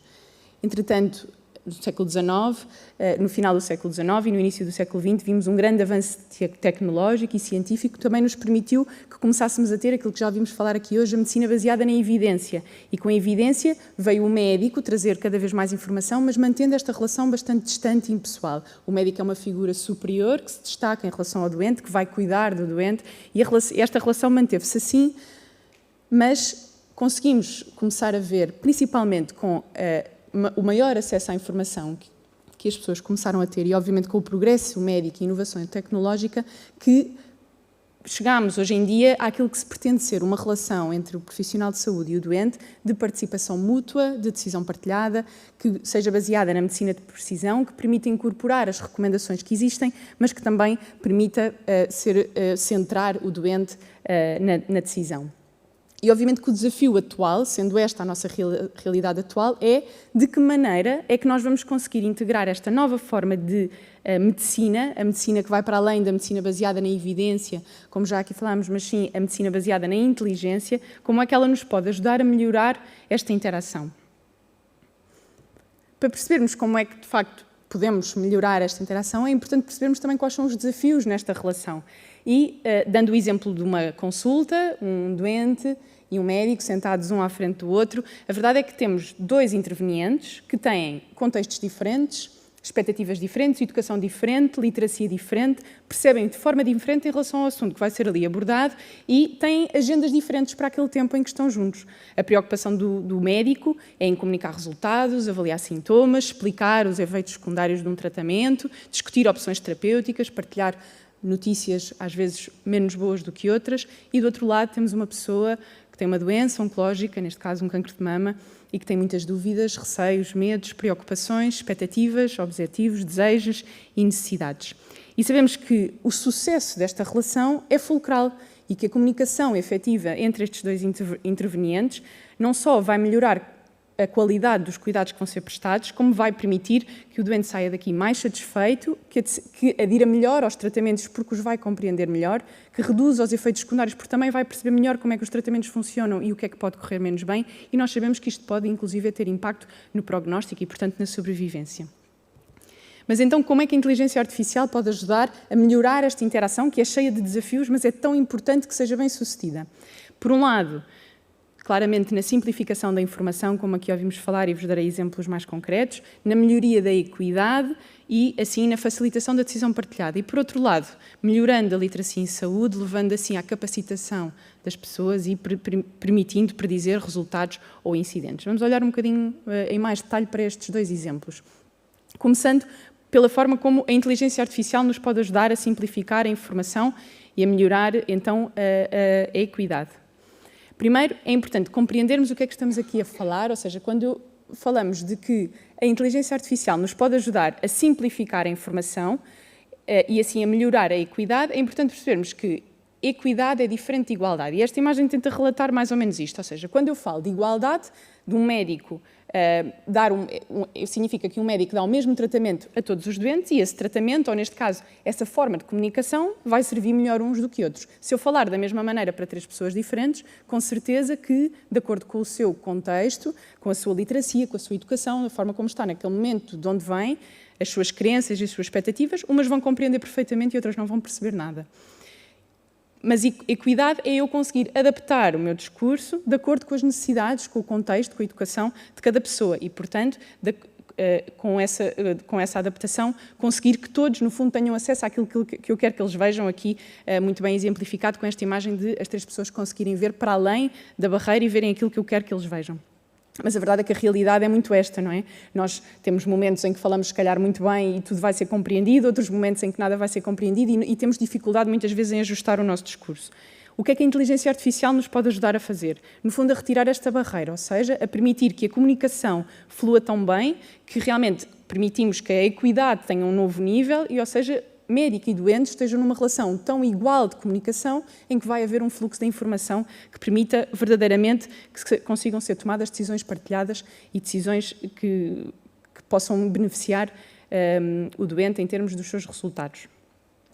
Um projeto que temos na Unidade de Mama que pretende exatamente isto, tem este nome, é o projeto ShareView, é um projeto que pretende melhorar a comunicação partilhada entre o doente e o médico. Este é um projeto iniciado na Universidade de Bocconi, na qual nós participamos, que pretende, no fundo, tem tido várias fases. Uma primeira fase foi um mapeamento um bocadinho daquilo que existe na Europa, quais são as práticas médicas relativamente a como é que se comunicam e como é que se comunica com os doentes, e depois desenvolveram uma plataforma para tentar melhorar então a comunicação médico-doente. E como é que esta plataforma funciona? Como podem ver aqui, no fundo isto é um software onde o médico explica ao doente, no fundo, que há 2 tratamentos possíveis, imaginemos, consideraremos que, com base na melhor evidência disponível, os 2 tratamentos são igualmente eficazes, e esta é uma situação que às vezes no tratamento do cancro de mama acontece, os 2 tratamentos são igualmente eficazes, mas têm efeitos secundários diferentes. E, obviamente, que muitas vezes esta decisão é tomada de acordo com a perspectiva do médico. O médico é que decide o que é que acha que é melhor para o doente. Mas o que faria realmente sentido é ser o doente a dizer para ele, para aquilo que são as suas preferências, para aquilo que é o seu contexto de vida, as suas expectativas, as suas prioridades, ele possa decidir, de facto, qual é, ou ajudar a decidir qual é o melhor tratamento para si. E então, este software permite que o doente priorize aquilo que é, gradua as suas prioridades, digamos assim, e, por exemplo, neste exemplo, imaginemos que para ele o mais importante é não ter diarreia, e, portanto, essa é a prioridade. A seguir, vem que a qualidade de vida não piore, pelo menos que a qualidade de vida se mantenha igual. E depois o tempo de sobrevivência, etc, etc. Portanto, esta plataforma vai, no fundo, incorporando as prioridades e, no final, mostra ao doente, de uma maneira bastante visual, qual é o tratamento, de acordo com, entre estes 2 tratamentos possíveis, qual é o tratamento que é mais benéfico para essa situação, tendo em conta as prioridades e as preferências do doente.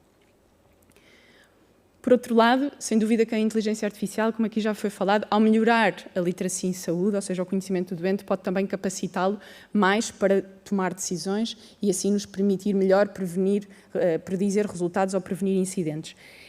O que acontece habitualmente também nesta interação médico-doente é que tudo é visto na perspectiva do médico, ou seja, na consulta uma senhora vai-me dizer como é que se sente em relação ao tratamento e eu é que vou interpretar o que ela me está a dizer e decidir então o quão grave ou não isto é.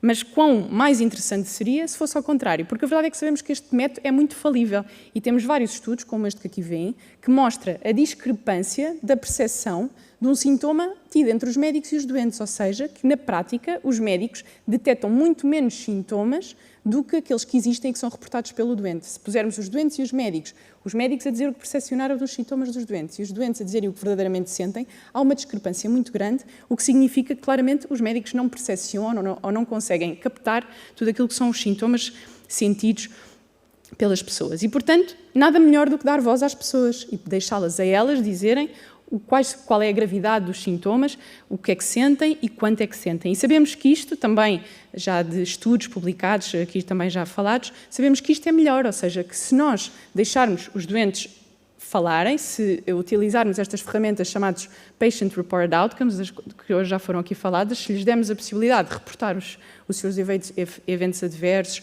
a sua deterioração na qualidade de vida, isso vai fazer com que eles precisem menos de ir ao serviço de urgência, precisem menos dos hospitais, e isso, na verdade, pode ter, inclusive, um impacto na sobrevivência, ou seja, as pessoas viverão mais. De que maneira é que aqui podemos, então, melhorar ainda, como é que esta informação nos pode ajudar a melhorar ainda mais a nossa atuação e, assim, a predizer melhor os resultados? Nós já vemos a inteligência artificial muitas vezes a atuar com estes algoritmos, ou seja, a Netflix vê os filmes que vimos no último mês e vai-nos sugerir um filme para vermos na próxima semana, ou seja, lê no fundo a informação que demos prévia e dá-nos uma sugestão para o futuro.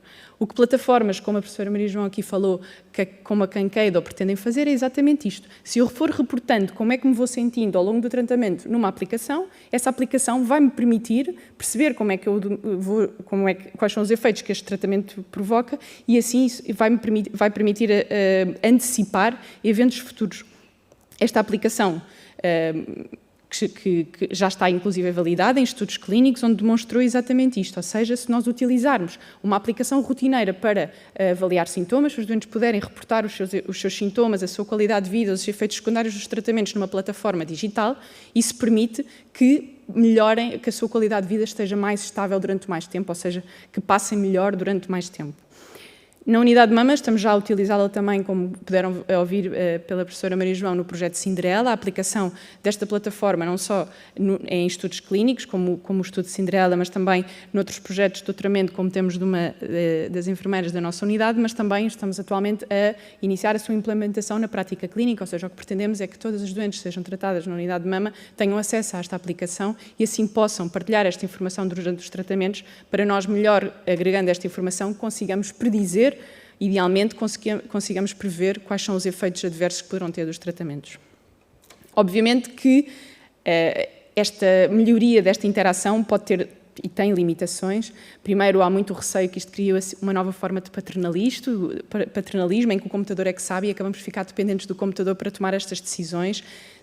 Claramente pode reinventar esta relação médico-doente. A verdade é que temos 2 intervenientes habitualmente na sala e passamos a ter outro, que é a inteligência artificial, ali a ajudar-nos a tomar decisões. Claro que relevante as questões que a doutora Fátima Cardoso levantou no início, de confidencialidade e segurança de dados, e aqui vamos ter muitos desafios para garantir que estas são mantidas e, por outro lado, obviamente, os erros e vieses na informação fornecida e o risco da partilha de falsa informação se não supervisionada e daqui a necessidade que haja sempre, obviamente, um humano a validar e a acreditar esta informação. O maior medo talvez seja que esta nova forma de inteligência substitua o médico, mas sem dúvida que, apesar das múltiplas vantagens na análise, sistematização, simplificação dos dados em modelos de predição, e a capacidade de até analisar emoções humanas e linguagem não verbal, a inteligência artificial não consegue substituir a experiência humana, o julgamento clínico, medir o impacto do erro e assumir responsabilidade, algo tão importante na prática da medicina, compreender, interpretar emoções e demonstrar compaixão e empatia. Melhora, sem dúvida, a comunicação médico-doente, tem esse potencial, mas não substitui esta relação. E, portanto, o grande objetivo é, de facto, que ela seja um aliado para que, como já foi aqui várias vezes dito, nós consigamos verdadeiramente praticar aquilo que se pretende, que seja uma medicina baseada ou centrada na pessoa que tem um diagnóstico, neste caso de um cancro de mama. Esse é o principal objetivo de todas estas intervenções. E termino com esta frase: é essencial encontrar o equilíbrio que permita alavancar o potencial da inteligência artificial, preservando a conexão pessoal entre os profissionais de saúde e os doentes. E este pequeno cartoon, que eu achei muito engraçado, que tem dois robôs a falarem um para o outro, um diz para o outro o que é esta coisa sentada ao nosso lado. Ele responde: não tenho a certeza, mas parece ser alguma forma de não inteligência não artificial. Obrigada.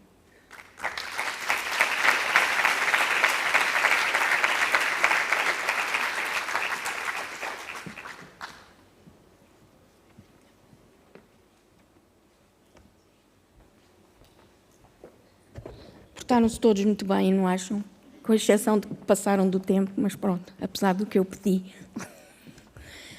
Então, agora, o tempo que temos é para responder a vossas perguntas. Espero que tenham algumas perguntas. A Teresa tem aqui o microfone.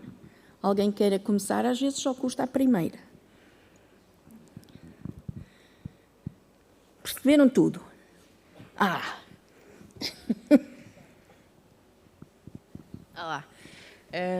Boa tarde.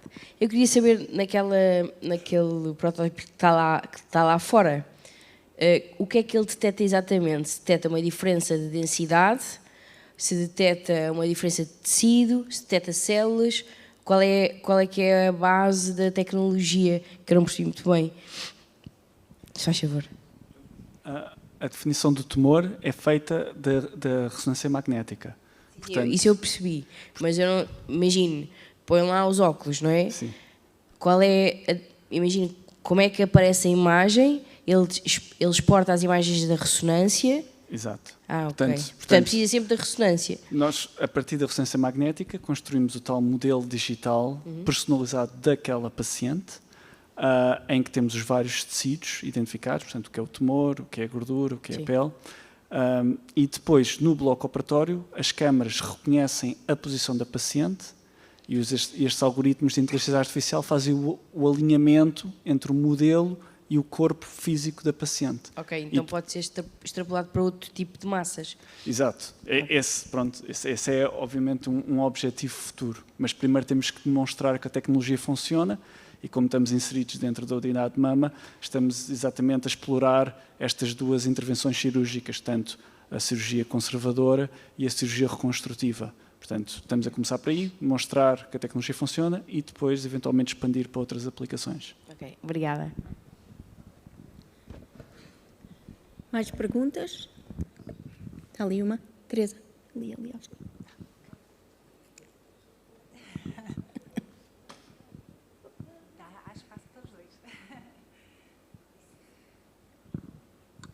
Boa tarde. Antes de mais, os meus parabéns. Foi fantástico este bocadinho de tarde e valeu mesmo a pena aqui estar.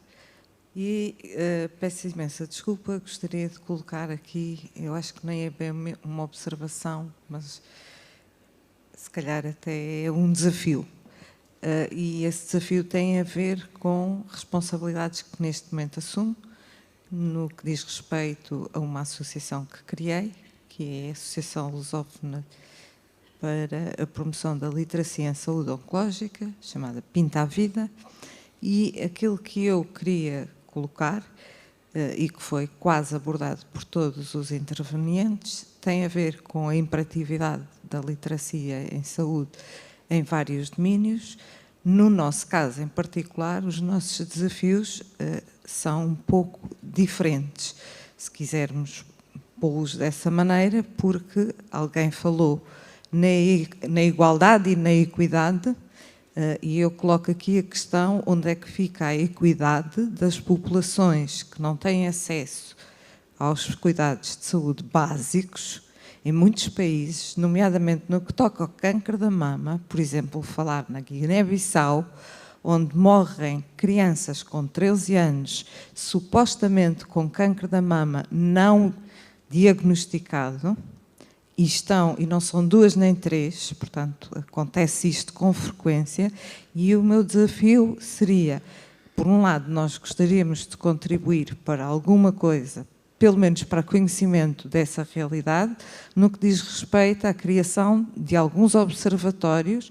Ao nível do comportamento foi lançado aqui esse desafio e, portanto, esse seria algo que nós teríamos interesse em poder contribuir para alguma coisa, se assim acharem que pode ser uma realidade. Por outro lado, até que ponto é que a Fundação Champalimaud, que tem todo este potencial de desenvolvimento, todos os níveis tecnológico, desenvolvimento de inteligência artificial, destas problemáticas das cirurgias através da inteligência artificial e por aí fora, quando existem muitos países que nem estes tradicionais têm, e até que ponto é que a Fundação poderia ou não criar condições para dar formação a esses profissionais de saúde que estão nos vários sítios. É evidente que não têm acesso a meios de intervenção cirúrgica no que diz respeito à parte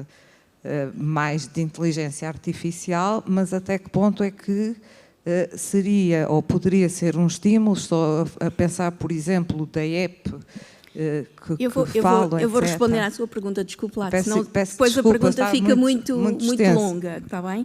Eu já percebi a sua pergunta, deixe-me responder em 2 partes. Eu comecei por dizer que uma das, vamos dizer, dos desafios da aplicação da inteligência artificial é eventualmente poder aumentar as desigualdades, não é? E não é preciso ir para a Guiné-Bissau, há desigualdades dentro de Portugal. Exato. Okay? A qualidade dos cuidados dentro de Portugal não é a mesma em todos os lugares. Pronto. O problema das desigualdades é um problema diferente, que não é o âmbito deste Open Day. Cada um de nós, na unidade de mama, temos colaborações com outros países bastante pobres, em que tentamos, dentro das nossas capacidades, melhorar os cuidados de saúde nesses países. É preciso também saber que a utilização de tecnologia vai permitir a esses países mais pobres poderem avançar mais rapidamente e não passar por todas as fases que os países mais ricos passaram. E dentro, por exemplo, da associação que nós temos, que se chama Advanced Breast Cancer Global Alliance, nós estamos a ajudar países muito pobres, mesmo os mais pobres, a avançar mais rápido com a utilização não desta parte, desta tecnologia de ponta. Não podemos construir uma casa pelo telhado, não é? Portanto, temos que melhorar as infraestruturas. Já li a doutora Celeste Alves, que há muitos anos colabora com São Tomé e Príncipe, foi a pessoa que fez a primeira mamografia de São Tomé e Príncipe, o primeiro TAC de São Tomé e Príncipe, que todos os anos vai a São Tomé e Príncipe em várias missões. Agora, nós sozinhos não podemos mudar as desigualdades do mundo, mas se cada um de nós fizer um bocadinho, então cada um de nós vai poder mudar as desigualdades. E uma coisa lhe garanto, não há ninguém desta equipa que não dê a quem não tem. Agora, não é o âmbito deste Open Day. Nós estamos a falar este Open Day de tecnologia de ponta que ainda estamos a desenvolver. Vamos primeiro ver se ela realmente muda a forma como tratar o cancro da mama, para que depois, se provarmos isso, podemos levá-la para outros locais e ajudar a que esses locais ultrapassem as suas dificuldades mais rapidamente. Ainda hoje estive reunida com uma colega, ainda nem tive tempo de dizer à doutora Celeste, mas estive reunida com uma colega que está a desenvolver um ecógrafo deste tamanho, para que possa ir para os países pobres, nos países onde os doentes não conseguem chegar aos hospitais, porque os hospitais só existem nas capitais, então para que se possa ir fazer diagnóstico nas áreas rurais, Portanto, há muita coisa e talvez um dia a gente até possa fazer um evento onde se mostra as diferentes aplicações destas novas tecnologias no combate às desigualdades e na melhoria dos cuidados de saúde no mundo inteiro. E tem toda a razão, isso é muito mais do que literacia, tem a ver com acesso e desigualdades, que tem a ver com o mundo em que vivemos. Sim, mas eu só queria dizer uma coisa, porque nós fazemos o trabalho com parcerias com as instituições de outros países, mas também fazemos em Portugal. E com pessoas que chegam ao nosso país em estado, infelizmente, já bastante avançado, porque os diagnósticos, infelizmente, são sempre muito tardios. E pronto, e não, de todo questionar a posição da Fundação, nem nada disso. Eu acho que vocês fazem um trabalho fantástico. Só queria perceber se isto depois, porque quando se falam da partilha, é óbvio que fala-se sempre primeiro Estados Unidos, Europa, a minha mas questão... fique sossegada também... que os países em vias de desenvolvimento não estão esquecidos na unidade de mama. Desculpa, tá, eu sei que esteve em Moçambique há muito pouco tempo. Eu nasci lá, por isso, já estive há muitos anos. Logo, boa tarde. Mais alguma questão? Mais uma? Sim.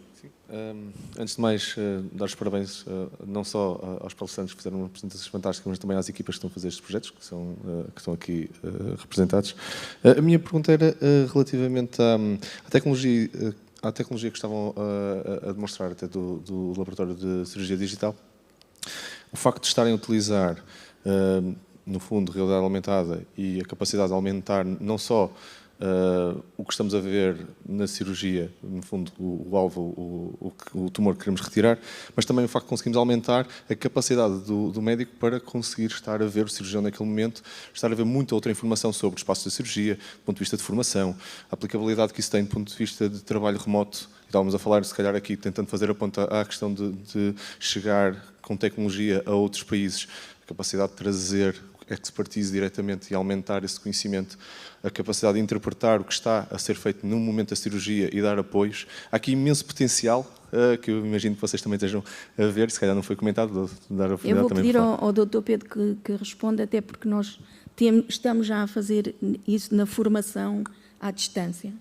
Pronto, de facto, a realidade aumentada permite transpor outras realidades que não estão frequentemente acessíveis. E eu acho que nós hoje falamos aqui um bocadinho do spin-off, ou seja, o spin-off do Laboratório de Cirurgia Digital para uma empresa, para comercializar, mas hoje em dia nós humanos utilizamos muitas aplicações para as quais nós não pagamos.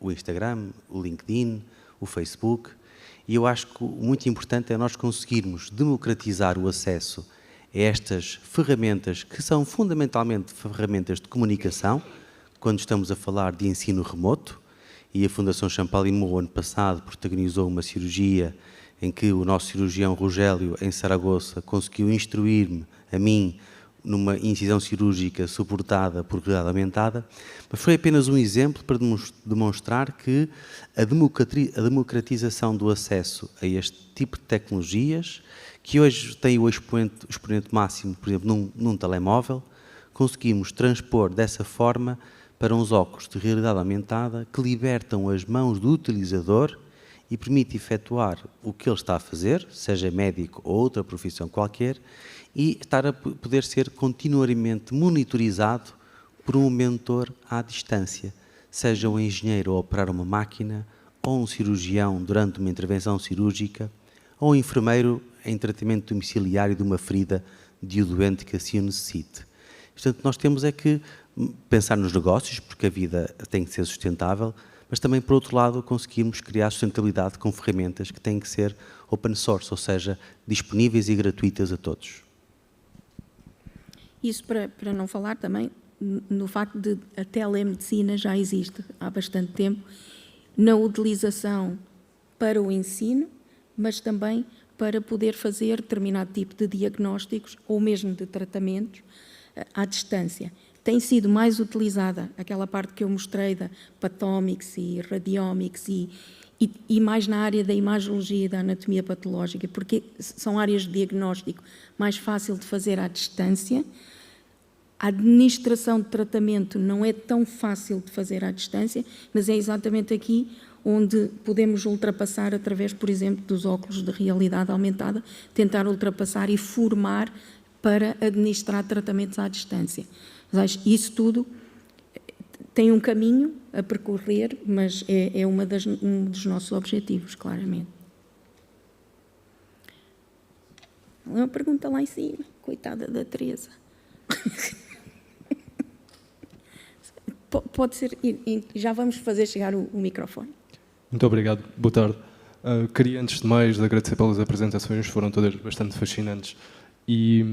Mas, em particular, acho, se não me estou a enganar, a doutora Leonor Matos, na última apresentação, a plataforma que vocês mostram é uma plataforma que tem imensa informação, mas estava-me a perguntar, quando estava a ver aquilo, se estão a trabalhar ou estão a pensar em Large Language Models, uma coisa que agora já até se falou do ChatGPT logo ao início, se já pensaram utilizar esse tipo de modelos para consumir essa informação e tentar dialogar com o interlocutor ao nível do interlocutor. Ou seja, não é programar, não sei como dizer isto em português, mas programar certamente um nível de dificuldade daquela informação, mas ser num diálogo. Sei que provavelmente, porque estamos a falar de coisas médicas, é delicado falar destas informações, mas tentar dar as informações que é possível dar ao nível da pessoa através do diálogo. Não sei se é uma coisa que está a ser estudada, mas parece-me um âmbito relativamente interessante. Obrigado.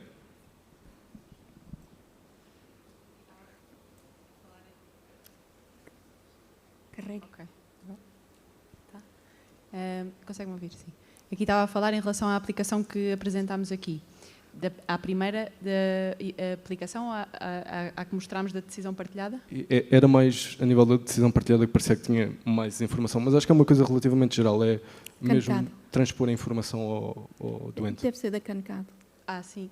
Sim, era cantado. A segunda, não é? Claro que o potencial da recolha da informação, não é? É que se ela conseguida a larga escala, não muitas vezes ao nível dos estudos pequenos que possamos fazer, mas escolhida a informação em larga escala, o potencial desta informação é, por exemplo, esta que falámos de conseguir utilizar essa informação para melhorar, obviamente, a comunicação, para individualizar melhor cada uma das nossas intervenções na comunicação. Aqui falámos, por exemplo, da predição de incidentes, ou seja, o potencial que toda esta informação agregada tem, por exemplo, para nos conseguir dizer, prever ao início a probabilidade que um doente em particular tem de vir a desenvolver um certo evento adverso, por exemplo. E isto poderá ter uma abrangência muito maior e ser extensível para muitas outras áreas, como por exemplo vimos com o projeto Cinderela, exatamente esta possibilidade que temos de, por agregar muitos dados e muita informação relativamente à estética da mama, conseguirmos melhor ajudar a mulher a prever como é que vai ser o seu resultado cirúrgico. Portanto, o potencial da recolha de dados, se em larga escala, é exatamente de podermos melhorar esta... Eu só queria... Desculpa, Pedro. Acho que a pergunta, e se calhar era isso que o Pedro ia dizer, há uma parte, ou seja, em todas estas aplicações que nós utilizamos, e temos utilizado muito com a Cancade, que é um nosso parceiro alemão que tem trabalhado muito nesta área, o que tem acontecido até agora é que é tudo criado por nós à medida da aplicação. E quando nós fizemos isso, nós tivemos quase 6 meses a desenvolver toda a informação para a aplicação, que daqui a 2 meses ou 3 está desatualizada. E nós falamos mais do ChatGPT porque é fácil para toda a gente entender, mas há muitas outras que agora desenvolvem modelos de atualização da informação pré-existente.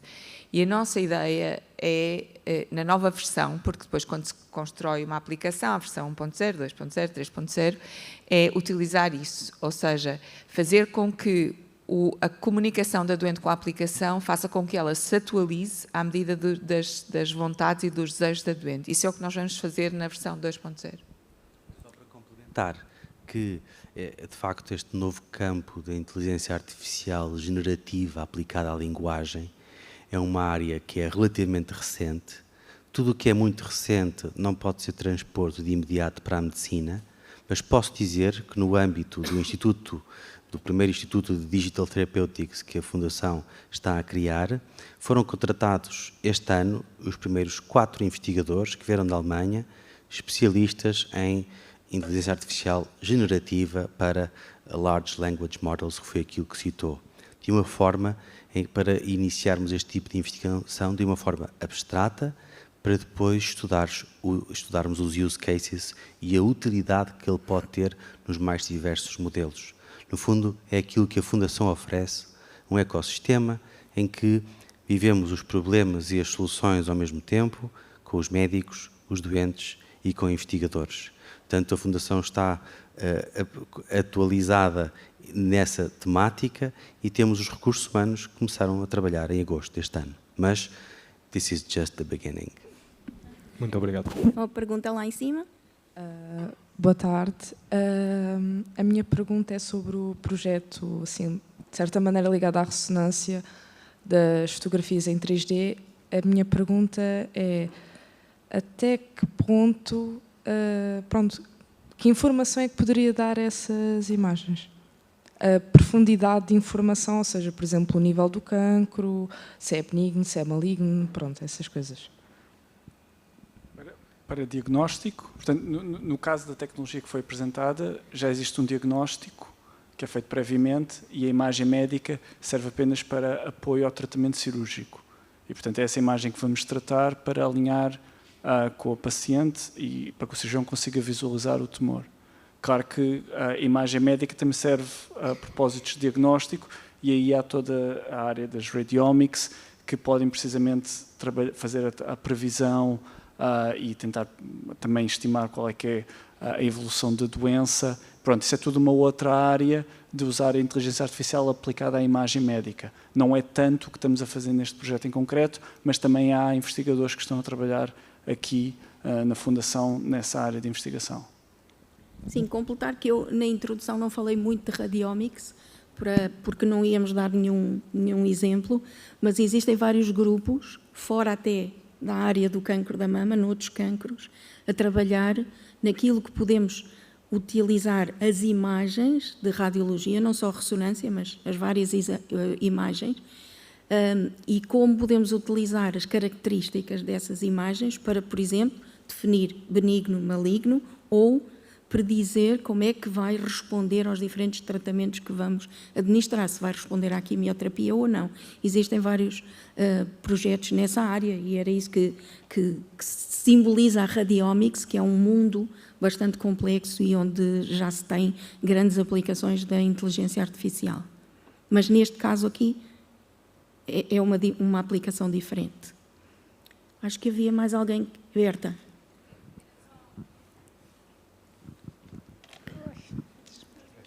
Berta Souza, médica radiologista da unidade. Radiologista? Oncologista. Bem-vindo ao nosso Open Day.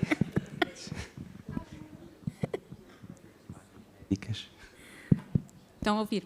Não, era só aquela questão que é muito interessante que o colega fez e era só, de alguma forma, familiarizar que na interação com estas plataformas o doente, ou seja, há interações automáticas. Por exemplo, o doente ao preencher um determinado sintoma de fadiga ou um sintoma, como a Eleonor estava a dizer, que é muito importante para a captação do estado emocional, que é muito difícil termos uma boa percepção na consulta, o próprio sistema gera uma comunicação para o doente.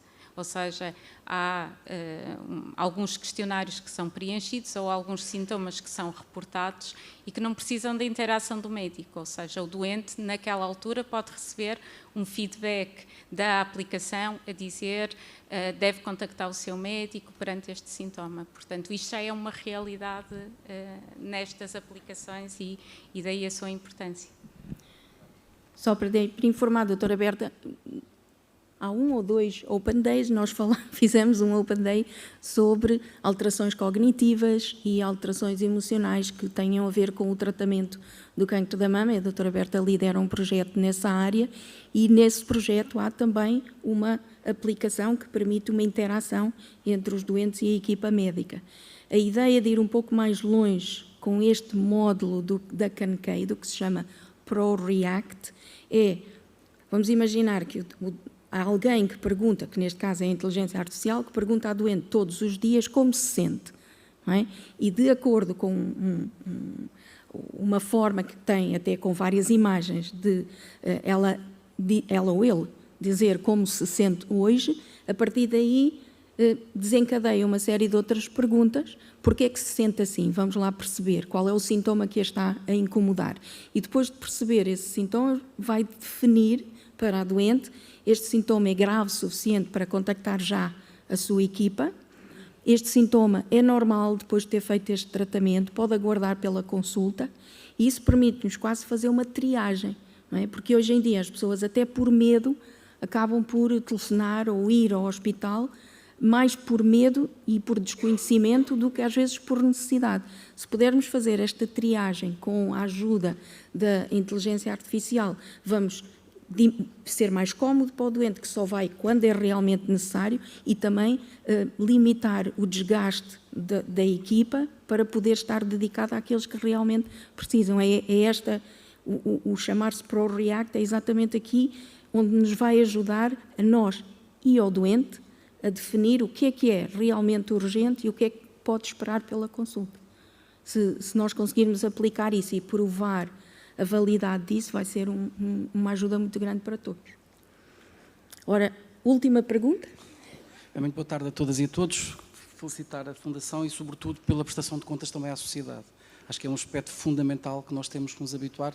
Eu sou Presidente da Comissão Nacional de Acompanhamento do PRR e, portanto, estou aqui porque fui convidado. Bem investido, bem investido. Exatamente, e sobretudo porque nós estamos na presença de um programa que é baseado em resultados. Eu acho que isto é fundamental, nós temos a noção, e aquilo que eu gostava de perguntar, não sei a quem, mas ao painel é, quando o projeto terminar, em 2025, e que vai continuar, quais são os resultados que nós podemos esperar em termos de ganhos em saúde ou noutras dimensões que nós, enquanto sociedade, e já agora isto é um exemplo claro de como o PRR está a funcionar. Aquilo que não se vê, mas que na realidade está a funcionar e a mudar as nossas vidas, e portanto acho que este é um aspecto particularmente relevante, como nós temos que comunicar melhor aquilo que estamos a fazer todos nós. Muito obrigado e parabéns. E obrigado pela sua presença. Eu vou deixar o Dr. Pedro, que é quem está a gastar o seu dinheiro. Eu acho que antes dos resultados, através deste projeto, de facto conseguimos criar uma equipa multidisciplinar, conseguimos também criar emprego, conseguimos captar talento nacional que estava fora. O Tiago tinha acabado de concluir o seu pós-doc no MIT, quando foi convidado a regressar a Portugal para trabalhar na Fundação Champalimau e para liderar o desenvolvimento tecnológico deste projeto. E porque isto é um trabalho em equipa, se calhar eu passo também o microfone ao Tiago, só para, porque foi algo que tivemos a trabalhar este ano, também dentro de um projeto Horizonte Europa, como organizar aquilo que é o produto da investigação para ter um significado para os doentes, para a economia e para a sociedade em geral. Pronto, acho que como ficou explicado da apresentação, o nosso objetivo sempre final é melhorar a qualidade dos tratamentos e a qualidade de vida dos pacientes, que nós acreditamos que uma vez que a tecnologia esteja desenvolvida e esteja nas mãos dos profissionais de saúde, isso irá acontecer.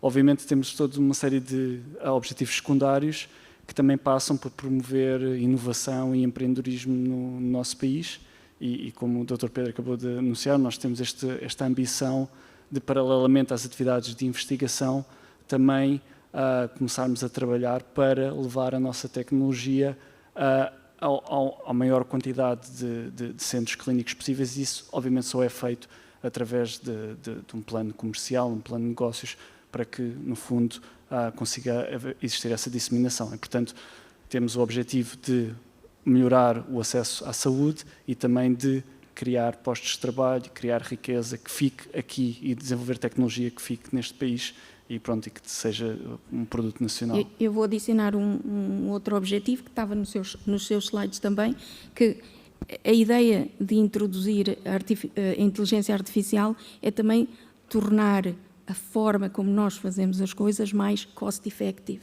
e, portanto, gastar menos, eliminar, tanto quanto possível, os custos desnecessários. E os custos desnecessários de mastectomias desnecessárias não são só psicológicos, são também todo o custo associado a fazer uma mastectomia, implica depois fazer uma reconstrução, todos os gastos de saúde associados a isso. Se fizermos uma boa cirurgia conservadora, correta e com menor menor invasão em termos de não necessitar da localização, estamos a poupar recursos. Estamos a poupar recursos humanos, que são, como sabe, certamente, aquilo que é mais caro em saúde são os recursos humanos. Se nós conseguirmos que, através da utilização da inteligência artificial, se reduza o tempo necessário dos diferentes recursos humanos, nós estamos a poupar para a sociedade. Eu acho que esta é também um dos nossos objetivos, que é doente primeiro, estendendo-se depois a quantos mais doentes possíveis, seja no nosso país ou fora, mas também beneficiar a sociedade. Todos nós sabemos o estado em que está a saúde e muito tem a ver com falta de recursos humanos. Então, se nós pudermos não substituir os recursos humanos, mas otimizar o tempo dos recursos humanos, vamos diminuir os custos de saúde. E acho que isso é sempre um objetivo em praticamente todos os projetos que aqui falámos, desde reduzir as vindas ao hospital quando não é necessário, até não precisar de passos invasivos na fase do tratamento e reduzir, vamos chamar, intervenções desnecessárias com esta tecnologia. Acho que é essencialmente isso. Espero que tenha ficado satisfeito. Então, resta-me apenas agradecer-vos pela vossa presença aqui. Tem lá fora o nosso manequim, que se chama Georgina. E podem ir ver, se quiserem experimentar, ver como funciona. E muito obrigado por terem vindo neste final de tarde. Obrigada.